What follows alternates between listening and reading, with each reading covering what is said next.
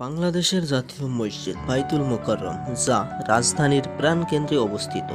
1968 সালে মসজিদটির নির্মাণ কাজ সম্পন্ন হয়। নান্দনিক স্থাপত্য শৈলী অত্যন্ত দৃষ্টিনন্দন এই মসজিদটির নকশা করেন সিন্ধুর বিশিষ্ট স্থপতি আব্দুল হুসাইন থারিয়ানি।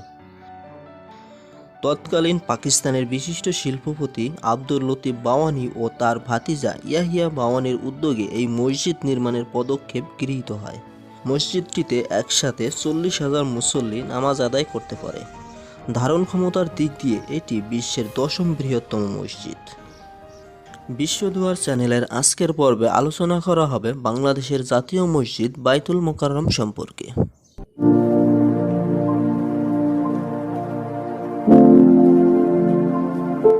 ঢাকাতে বিপুল ধারণ ক্ষমতা সহ একটি বৃহত্তম মসজিদ নির্মাণ পরিকল্পনার কথা প্রকাশ করেন আব্দুল লতিফ ইব্রাহিম বাওয়ানি। 1959 সালে বাইতুল মোকাররম মসজিদ সোসাইটি গঠনের মাধ্যমে এই পরিকল্পনা বাস্তবায়নের উদ্যোগ নেওয়া হয়।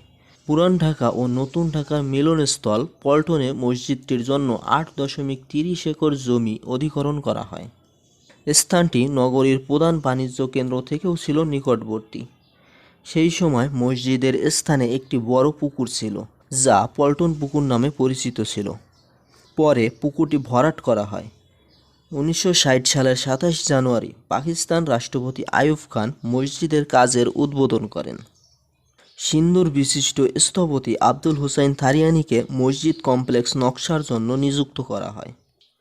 মসজিদটি কাবা ঘরের আদলে 4 কোণা আকৃতিতে নির্মাণ করা হয়েছে।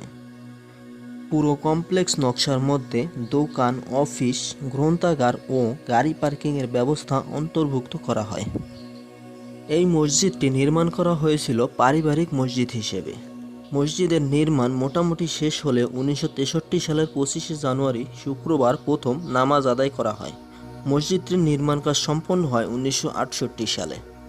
মসজিদটিতে মুঘল স্থাপত্য শৈলীর পাশাপাশি বেশ কিছু আধুনিক স্থাপত্য শৈলীর নিদর্শনও রয়েছে। মসজিদের প্রধান ভবনটি 8 তলা বিশিষ্ট। মাটি থেকে 30.18 মিটার বা 99 ফুট উঁচু। প্রধান ভবনটির রং সাদা।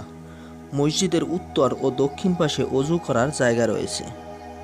উত্তর ও দক্ষিণ দিকে মসজিদে প্রবেশ করার বারান্দার উপর দুটি ছোট গম্বুজ নির্মাণের মাধ্যমে প্রধান ভবনের উপর গম্বুজ না থাকার অভাবকে ঘোচানো হয়েছে। 3 দিকে বারান্দা দ্বারা ঘেরা প্রধান নামাজ কক্ষের মেহরাবটির আকৃতি আয়তাকার, যার আয়তন 2463.51 বর্গমিটার। মসজিদটির নিচতলায় রয়েছে বিপণী বিতান ও সুবিশাল মার্কেট। দ্বিতীয় তলা থেকে ষষ্ঠ তলা পর্যন্ত প্রতি তলায় নামাজ আদায় করা হয়। মসজিদের অভ্যন্তরে ওযুর ব্যবস্থা সহ মহিলাদের জন্য পৃথক নামাজ কক্ষ ও পাঠাগার রয়েছে। 1975 সালের 28 মার্চ থেকে ইসলামিক ফাউন্ডেশন বাংলাদেশ এই মসজিদের রক্ষণাবেক্ষণ করে আসছে। 2008 সালে সৌদি সরকারের অর্থায়নে মসজিদটি সম্প্রসারণ করা হয়। বর্তমানে মসজিদে একত্রে 40,000 মুসল্লি নামাজ আদায় করতে পারেন। মসজিদের প্রবেশপথটি রাস্তা থেকে 99 ফুট উঁচুতে অবস্থিত। প্রতি শুক্রবার দূর দূরান্ত থেকে অনেক মানুষ আসে এই মসজিদে জুমার নামাজ আদায় করতে। অনেক দেশি বিদেশি পর্যটক বাইতুল মোকাররম জাতীয় মসজিদ দর্শন করতে আসে প্রায় প্রতিদিনই। ভিডিওটি ভালো লাগলে অবশ্যই একটি লাইক দিন এবং বন্ধুদের সাথে শেয়ার করুন।